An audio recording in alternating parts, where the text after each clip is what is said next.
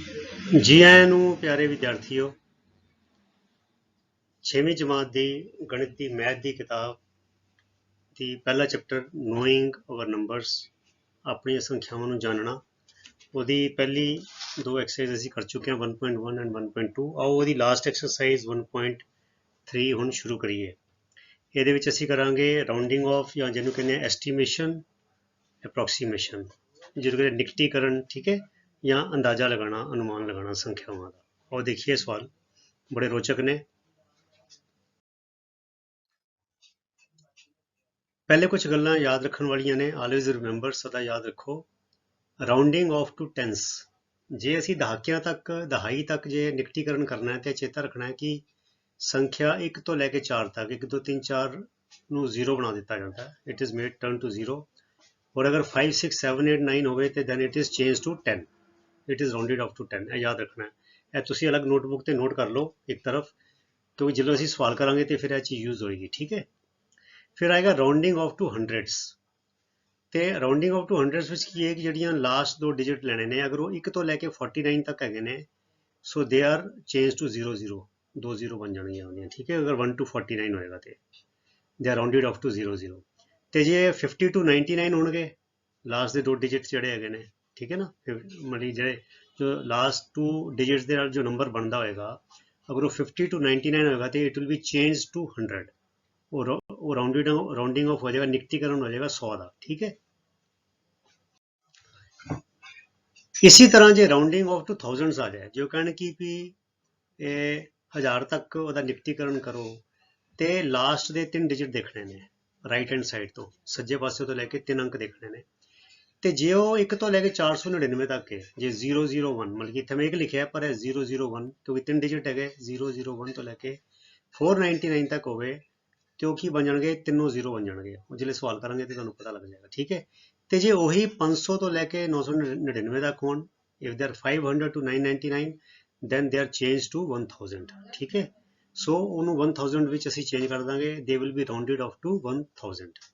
ਸੋ ਆਓ ਹੁਣ ਅਸੀਂ ਸਵਾਲ ਸ਼ੁਰੂ ਕਰਦੇ ਹਾਂ। ਇਹ ਸਾਰੀ ਗੱਲਾਂ ਨੂੰ ਤੁਸੀਂ ਇੱਕ ਤਰਫ ਇੱਕ ਪਾਸੇ ਕਰਕੇ ਨੋਟ ਕਰ ਲਓ ਤੇ ਇਹਨੂੰ ਰੈਫਰ ਕਰੀ ਜਾਣਾ।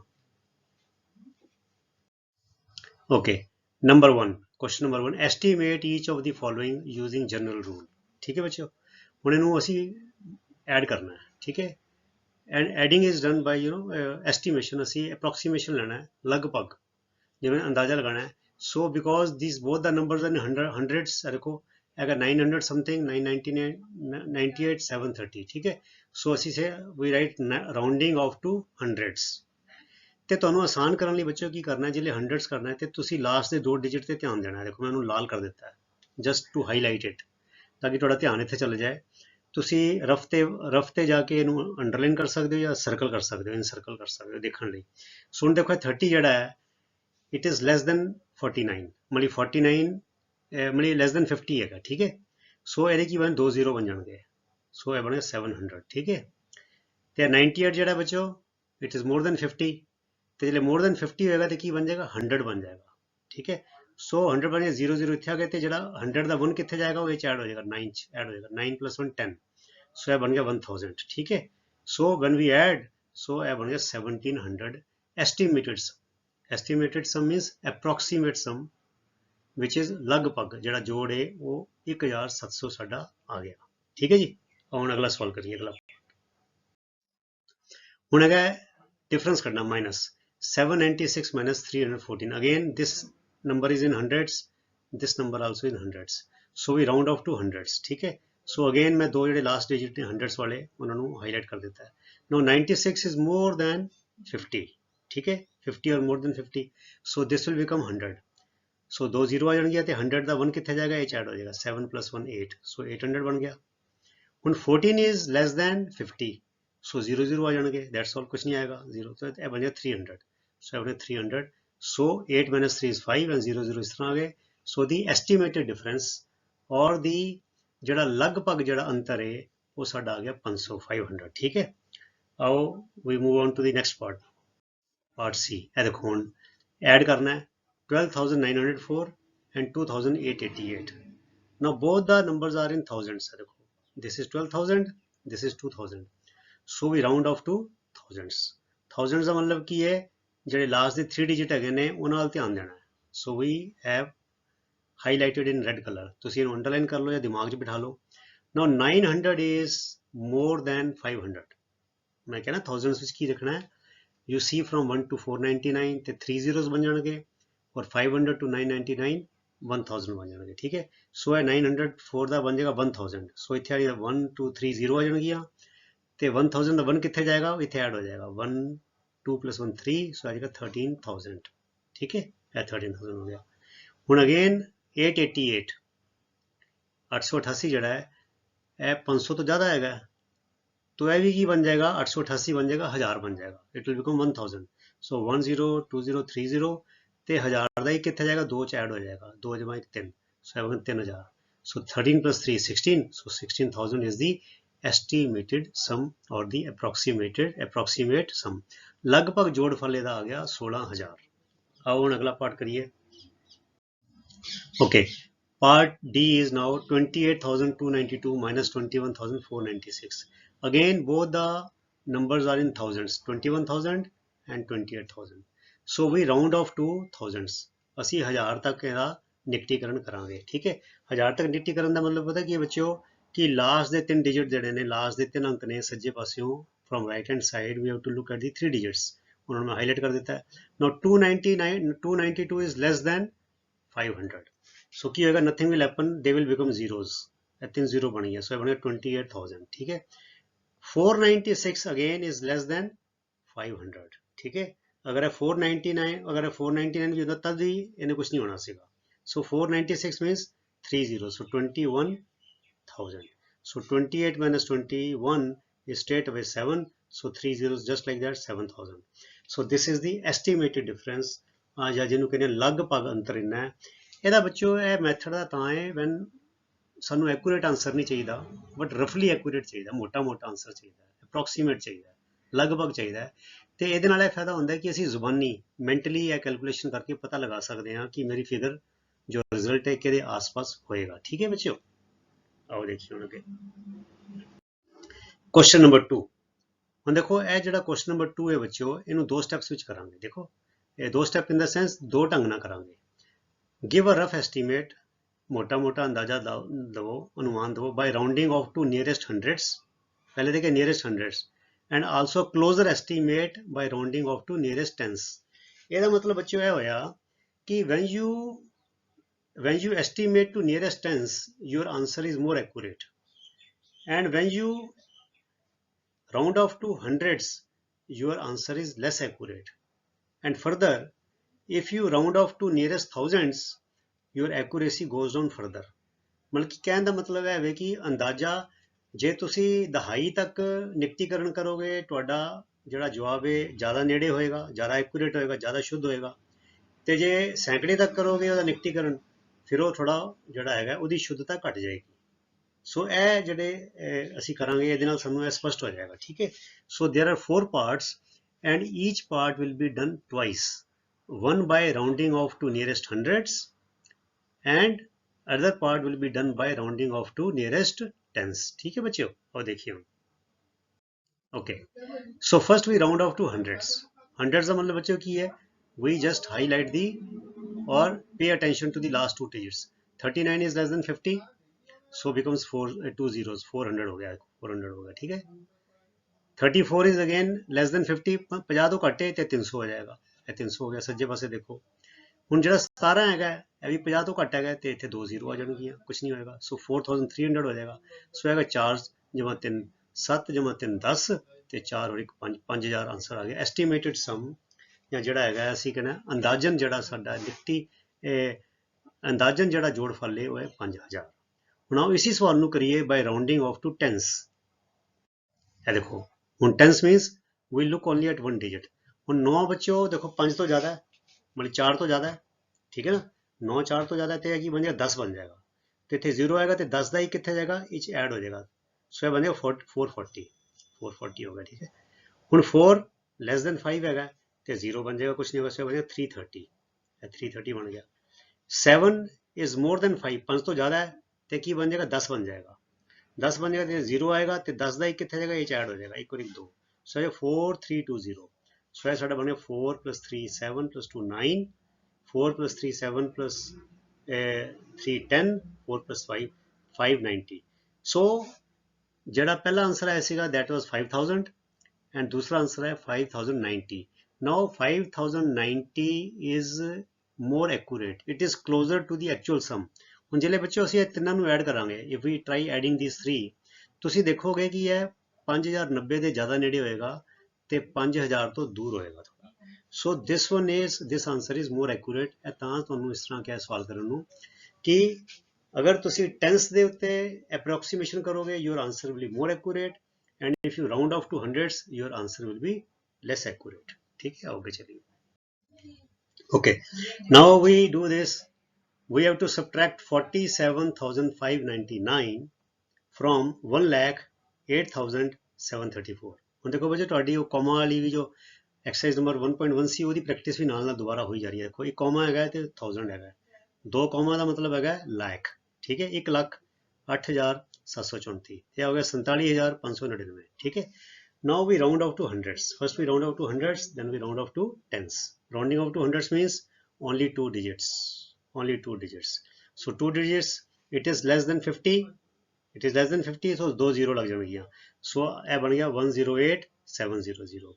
99 is more than 49, more than 49, so ये की बन जाएगा 100 बन जाएगा। सो 100 ਤੇ 2 ਜ਼ੀਰੋ ਇੱਥੇ ਆਣਗੇ ਤੇ 100 ਦਾ 1 ਕਿੱਥੇ ਜਾਏਗਾ, 5 ਵਿੱਚ ਐਡ ਹੋ ਜਾਏਗਾ। ਸੋ ਇਹ ਬਣ ਜਾਏਗਾ 47,600। ਸੋ when you subtract 7 ਚੋਂ 6 ਗਿਆ 1, 8 ਚੋਂ 7 ਗਿਆ 1 ਤੇ 10 ਚੋਂ 4 ਗਿਆ 6। ਸੋ 61,100 is the estimated difference। okay, now let us do this same question by rounding off to tens। now we round off to tens and we highlight the last 1 digit. ਦੇਖੋ ਹੁਣ ਇੱਕ ਡਿਜਿਟ ਜਿਹੜਾ ਨਾ, ਇੱਕ ਅੰਕ ਜਿਹੜਾ ਅਖੀਰਲਾ ਉਹ ਤੇ ਧਿਆਨ ਦੇਵਾਂਗੇ। ਹੁਣ ਚਾਰ ਬੱਚੇ ਹੋ, ਦੇਖੋ 5 ਤੋਂ ਛੋਟਾ ਹੈ ਤੇ ਕੀ ਹੋਏਗਾ, ਇਹਦਾ 0 ਬਣ ਜਾਏਗਾ, ਬਸ ਕੁਝ ਨਹੀਂ ਕਰਨਾ। ਸੋ ਇਹ ਬਣ ਜਾਏਗਾ 108,730। ਤੇ ਜਿਹੜਾ 9 ਹੈਗਾ ਇਹ 5 ਤੋਂ ਜ਼ਿਆਦਾ ਹੈਗਾ, 10 ਬਣ ਜਾਏਗਾ। ਹੁਣ ਇਹਦਾ ਜਿਹੜੇ ਬੱਚੇ 10 ਬਣਿਆ ਤੇ 9 ਚ ਇੱਕ ਜੁੜ ਗਿਆ 10 ਬਣ ਗਿਆ, ਫਿਰ ਇੱਕ ਕੈਰੀ ਹੋ ਗਿਆ ਹਨਾ ਤੇ ਹਾਸਿਲ ਹੋ ਗਿਆ ਤੇ 5 ਦੇ ਵਿੱਚ ਇੱਕ 6 ਆ ਗਿਆ ਇੱਥੇ। ਠੀਕ ਹੈ, ਸੋ ਇਹ ਬਣ ਜਾਏਗਾ 47,600। 47,600। ਹੁਣ ਘਟਾਇਆ ਚੋਂ 3 ਇੱਥੇ ਆ ਗਿਆ, 7 ਚੋਂ 6 ਗਿਆ 1, 8 ਚੋਂ 7 ਗਿਆ 1, 10 ਚੋਂ 4 ਗਿਆ 6। ਸੋ 61,130 is the answer if you round off to tens। ठीक है, आगे चलिए ਹੁਣ part C। part C is we have to subtract 491 from 8,325। so first we do by rounding off to hundreds। ਪਹਿਲੇ ਅਸੀਂ ਜਿਹੜੇ 100 ਜਿਹੜੇ ਦਹਾਈ ਆਪਣਾ ਸੈਂਕੜਾ ਹੈਗਾ ਉਹਦੇ ਤੱਕ ਨਿਕਟੀਕਰਨ ਕਰਾਂਗੇ। ਸੋ ਸੈਂਕੜਾ ਦਾ ਮਤਲਬ ਕੀ ਹੈ ਕਿ 2 digits। just pay attention to 2 digits। ਹੁਣ ਇਹ ਜਿਹੜੇ ਹੈਗਾ 25 ਹੈਗਾ, now 25 is 25 is less than 50, so 2 zero ਬਣ ਜਾਣੀ ਹੈ, nothing will happen। so 8,300 ਹੋ ਗਿਆ। ਇਹ 91 ਜਿਹੜਾ ਹੈਗਾ it is more than 50, more than 49 ਹੈ ਨਾ। more than 49 ਦਾ ਮਤਲਬ ਕੀ ਹੈ ਕਿ 100 ਬਣ ਜਾਏਗਾ, 100 ਬਣ ਜਾਏਗਾ। ਸੋ 100 ਬਣਨ ਦਾ ਮਤਲਬ ਕੀ ਹੈਗਾ, 100 2 ਜ਼ੀਰੋ ਇੱਥੇ ਲੱਗ ਗਏ ਤੇ 4 ਤੇ ਇੱਕ ਜੁੜ ਜਾਏਗਾ, ਸੋ ਇਹ ਬਣੇਗਾ 500। ਠੀਕ ਹੈ, ਸੋ ਹੁਣ ਇਹਨੂੰ ਮਾਈਨਸ ਕਰੋ, 13 ਚੋਂ 8 ਗਿਆ, 13 ਚੋਂ 5 ਗਿਆ 8, ਇੱਥੇ ਰਹਿ ਗਿਆ 7। ਸੋ 7,800 is the estimated difference, ਔਰ ਦੀ ਜਿਹੜਾ ਲਗਭਗ ਸਾਡਾ ਅੰਤਰ ਹੈ 7,800 ਆ ਗਿਆ। ਆਓ ਹੁਣ ਇਸੇ ਸਵਾਲ ਨੂੰ ਕਰੀਏ by rounding off to tens। okay, we round off to tens। ਹੁਣ ਅਸੀਂ ਇੱਥੇ ਧਿਆਨ ਦੇਵਾਂਗੇ। ਹੁਣ ਦੇਖੋ 5, ਸਾਨੂੰ ਪਤਾ 5 ਜਾਂ 5 ਤੋਂ ਜ਼ਿਆਦਾ ਹੋਵੇ ਤੇ 10 ਬਣ ਜਾਂਦਾ ਹੈ। ਸੋ ਇੱਥੇ 10 ਬਣ ਜਾਏਗਾ, ਇੱਥੇ 0 ਆ ਜਾਏਗਾ ਤੇ 10 ਦਾ ਇੱਕ ਇੱਥੇ ਐਡ ਹੋ ਜਾਏਗਾ। ਸੋ 8330, 8330। ਠੀਕ ਹੈ, ਹੁਣ ਇੱਕ ਹੈਗਾ ਇਹ 5 ਤੋਂ ਛੋਟਾ ਹੈਗਾ, ਇਟ ਵਿਲ ਬਿਕਮ 0। ਸੋ 0 ਬਣ ਗਿਆ 490। ਸੋ 490, ਇਹ 0 ਚੋਂ 0 ਗਿਆ 0, 13 ਚੋਂ 9 ਗਿਆ 4, ਇੱਥੇ ਰਹਿ ਗਿਆ 2 ਤੇ 12 ਚੋਂ 4 ਗਿਆ 8, ਇੱਥੇ ਰਹਿ ਗਿਆ 7 ਤੋਂ 7। ਸੋ 7,840 is the answer by rounding off to tens। okay, now last part of this question, then we have one more question after this। ठीक है, ਹੁਣ ਇਹ ਦੇਖੋ ਬੱਚਿਓ ਅਗੇਨ ਇੱਥੇ ਦੋ ਕੌਮਾਸ ਆ ਗਏ, 2 commas are there।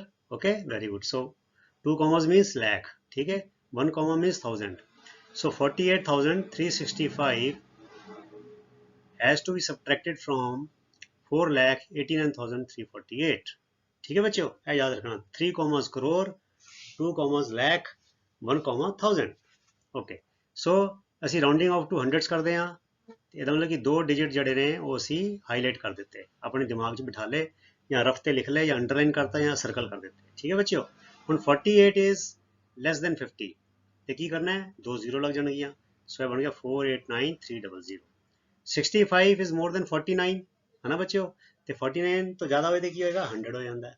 सो इतने 2 0 लग गए तो 100 का 1 3 विच एक जुड़ जाएगा, यह बने 4 हो जाएगा। सो 48400 48400। हमने जो माइनस किया 0 चो 0 गया 0 तो 0 तो 13 चो 4 गया 9, इतना रहेगा 8 8 चो 8 गया 0, 8 चो 4 गया 4 तो 4 चो 0 गया 4। So answer is 4,40,900। सो साडा एस्टीमेटेड डिफरेंस आ गया, या जिहड़ा साडा की कहते ने अंदाजा आ गया, अंदाजे वाला अंतर आ गया 4,40,900। नाउ अगेन वही पार्ट जो सेम है by rounding off to tens. Tens ਦੇ ਵਿੱਚ ਅਸੀਂ ਕੀ ਕਰਾਂਗੇ, only 1 digit we will pay attention to. ਠੀਕ ਹੈ, ਲਾਸਟ ਦਾ ਡਿਜਿਟ। ਹੁਣ 8 ਜਿਹੜਾ ਹੈਗਾ ਇਹ 5 ਤੋਂ ਜ਼ਿਆਦਾ ਹੈਗਾ ਤੇ ਇਹਦਾ 10 ਬਣ ਜਾਏਗਾ।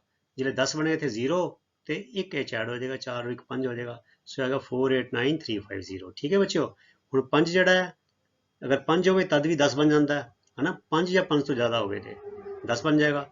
ਸੋ ਇਹ ਵੀ 10 ਬਣ ਜਾਏਗਾ। ਸੋ ਇਹ 0 ਤੇ 1 ਜਿਹੜਾ ਦੱਸਦਾ ਹੈ 6 ਚ ਐਡ ਹੋ ਜਾਏਗਾ। It will be added to 6, it will become 48370। ਹੁਣ ਜਿਹੜੇ ਘਟਾਇਆ 0 ਚੋਂ 0 ਗਿਆ 0, 15 ਚੋਂ 7 ਗਿਆ 8, ਇੱਥੇ ਰਹਿ ਗਿਆ 2, 12 ਚੋਂ 3 ਗਿਆ 9, ਇੱਥੇ ਰਹਿ ਗਿਆ ਫਿਰ ਤੁਹਾਡਾ 8, 8 ਚੋਂ 8 ਗਿਆ 0, 8 ਚੋਂ 4 ਗਿਆ 4 ਤੇ 4 ਚੋਂ 0 ਗਿਆ 4। ਸੋ ਸਾਡਾ ਐਸਟੀਮੇਟਡ ਡਿਫਰੈਂਸ ਆ ਗਿਆ 4,40,980, that is 4,40,980। ਓਕੇ, ਹੁਣ ਆ ਗਿਆ last question, question number 3।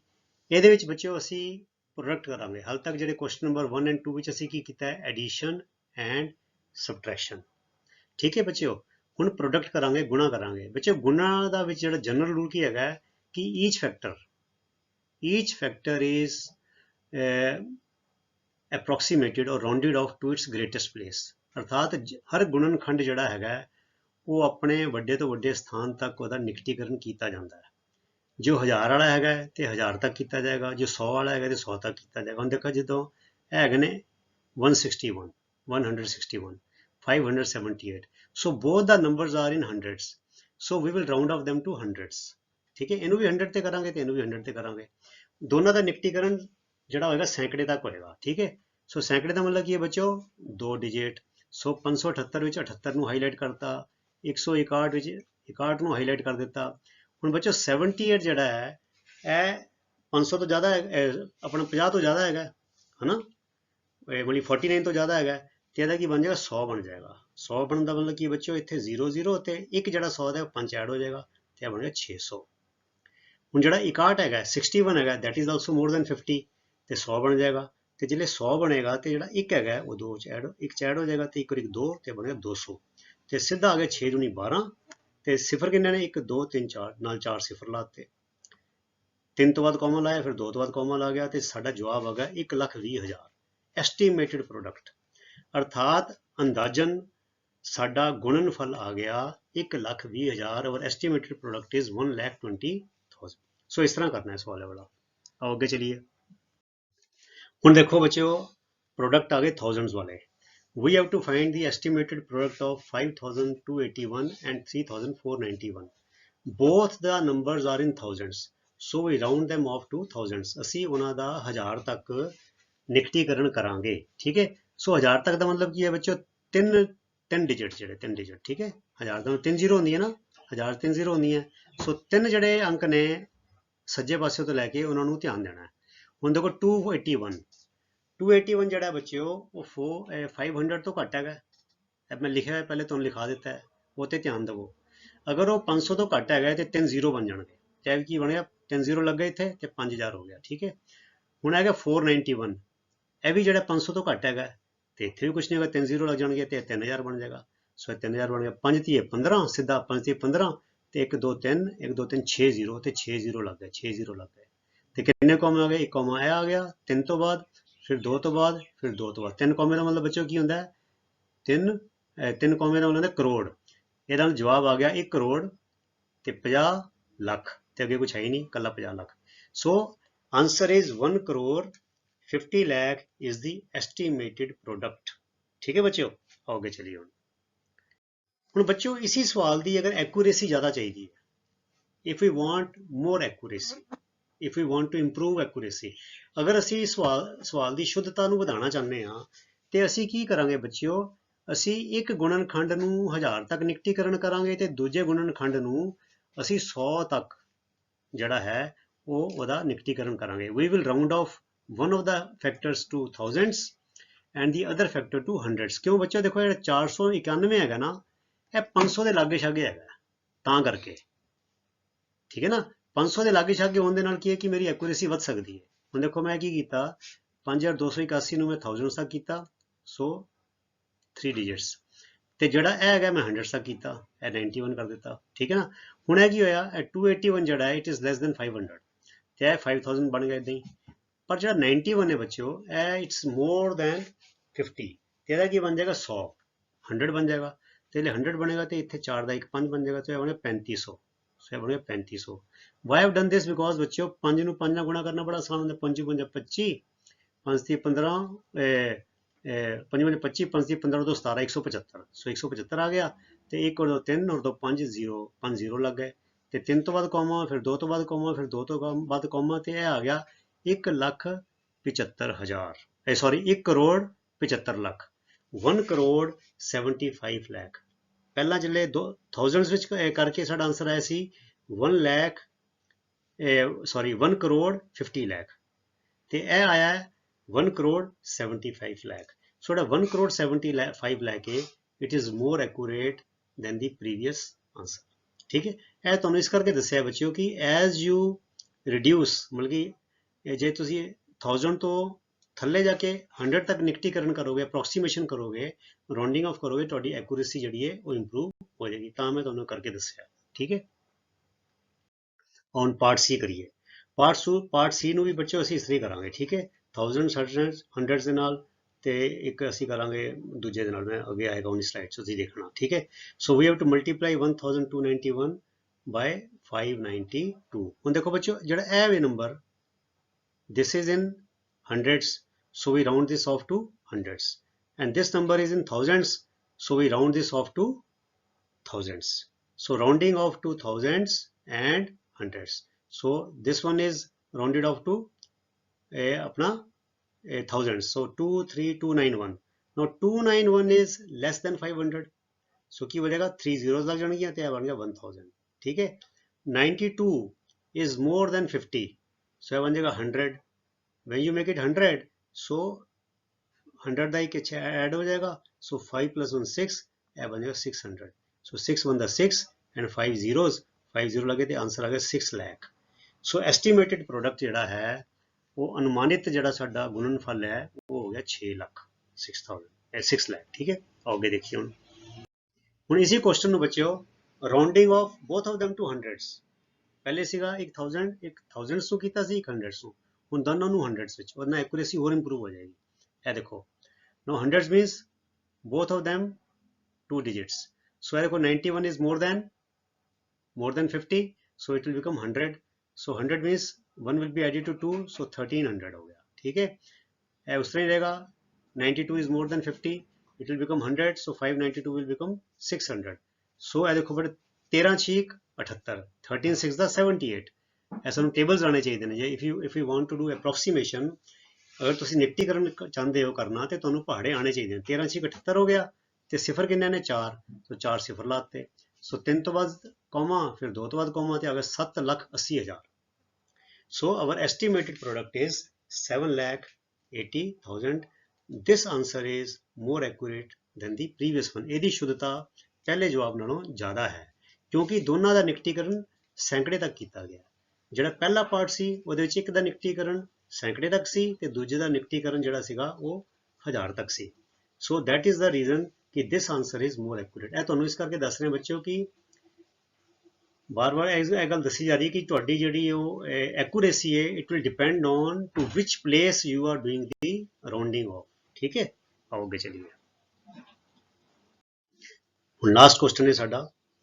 Okay, now estimate the following products using general rule. that is 9250 into 29. ठीक है, now 29 is in tens, so we will round it off to tens, and the other number is in thousands, so we will round it off to thousands. So 9250 is rounded out to thousands, so 3 digits.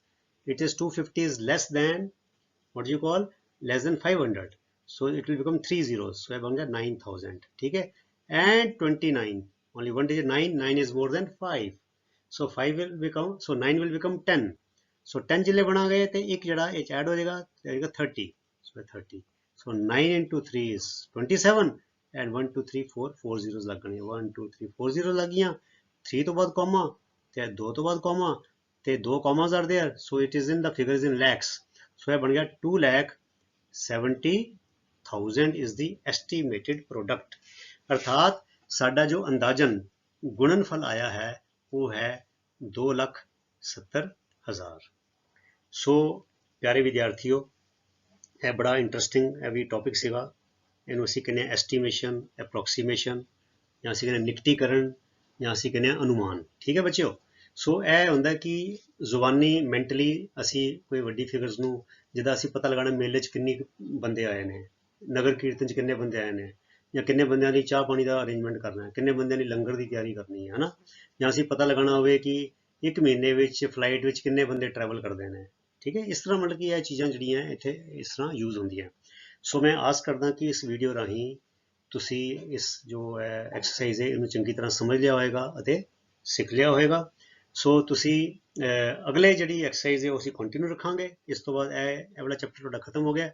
ਅਗਲਾ chapter ਸਾਡਾ ਹੋਏਗਾ chapter number 2, ਮੈਂ ਖਲੋ hole numbers ਦਾ ਹੈਗਾ. ਉਹਦੀ exercise ਵੀ ਅਸੀਂ ਛੇਤੀ ਤੋਂ ਛੇਤੀ ਤੁਹਾਡੇ ਲਈ ਲੈ ਕੇ ਆਵਾਂਗੇ ਸਾਰੀਆਂ. ਇਵੈਂਚੁਅਲੀ ਸਾਰੀ ਕਿਤਾਬ ਅਸੀਂ ਤੁਹਾਡੇ ਲਈ ਪੂਰੀ ਤਿਆਰ ਕਰਕੇ ਇਸ ਤਰ੍ਹਾਂ ਵੀਡੀਓ ਬਣਾ ਕੇ ਦੇਵਾਂਗੇ, ਤਾਂ ਕਿ ਤੁਹਾਨੂੰ ਕੋਈ ਪ੍ਰਾਈਵੇਟ ਟਿਊਸ਼ਨ ਰੱਖਣ ਦੀ ਲੋੜ ਨਾ ਪਵੇ. ਤੁਸੀਂ ਘਰ ਬੈਠ ਕੇ ਬੜਾ ਆਰਾਮ ਦੇ ਨਾਲ ਸਾਰੇ ਸਵਾਲ ਕੀਤੇ ਕਰਾਏ ਸਮਝ ਕੇ ਬੜੇ ਆਰਾਮ ਦੇ ਨਾਲ ਤੁਸੀਂ ਪੜ੍ਹ ਸਕੋ. ਤੇ ਪਿਆਰੇ ਬੱਚਿਓ, ਤੁਸੀਂ ਵੀਡੀਓਜ਼ ਨੂੰ ਲਾਈਕ ਕਰੋ, ਸ਼ੇਅਰ ਕਰੋ ਤੇ ਨਾਲੇ ਚੈਨਲ ਨੂੰ ਸਬਸਕ੍ਰਾਈਬ ਕਰੋ. ਤੇ ਜਿਹੜੇ ਦੂਸਰੇ ਵਿਦਿਆਰਥੀ ਨੇ ਦੂਜੀ ਜਮਾਤਾਂ ਦੇ 8ਵੀਂ 9ਵੀਂ 10ਵੀਂ ਦੇ, ਉਹਨਾਂ ਨੂੰ ਵੀ ਦੱਸੋ ਕਿ ਮੈਥ ਦੇ ਸਾਰੇ ਸਵਾਲ ਹੱਲ ਕੀਤੇ ਹੋਏ ਆਲਰੇਡੀ ਚੈਨਲ ਤੇ ਪਾਏ ਜਾ ਚੁੱਕੇ ਨੇ 8th 9th 10th ਦੇ. ਤੇ ਨਾਲ ਤੁਹਾਡੇ ਲਈ ਦੱਸ ਦਈਏ ਕਿ ਤੁਸੀਂ ਹੁਣ 6th ਕਲਾਸ ਵਿੱਚੋਂ ਤੇ 6th ਦੇ ਇੰਗਲਿਸ਼ ਦੇ ਲੈਸਨ ਵੀ ਅਸੀਂ ਪਾ ਰਹੇ ਹਾਂ. ਤੇ ਨਾਲ ਦੇ ਨਾਲ ਦੂਜੇ ਬੱਚੇ ਨੂੰ ਦੱਸੋ ਕਿ 5th ਔਰ 7th ਦੇ ਇੰਗਲਿਸ਼ ਦੇ ਲੈਸਨ ਵੀ ਇਸ ਚੈਨਲ ਦੇ ਉੱਤੇ ਸੋਲਵ ਕਰਕੇ ਐਕਸਪਲੇਨ ਕਰਕੇ ਪਾਏ ਜਾ ਰਹੇ ਹਨ. ਸੋ ਤੁਹਾਡਾ ਸਾਰਿਆਂ ਦਾ ਬਹੁਤ ਬਹੁਤ ਧੰਨਵਾਦ. ਰੱਬ ਰੱਖਾ. Thank you very much. God bless you all.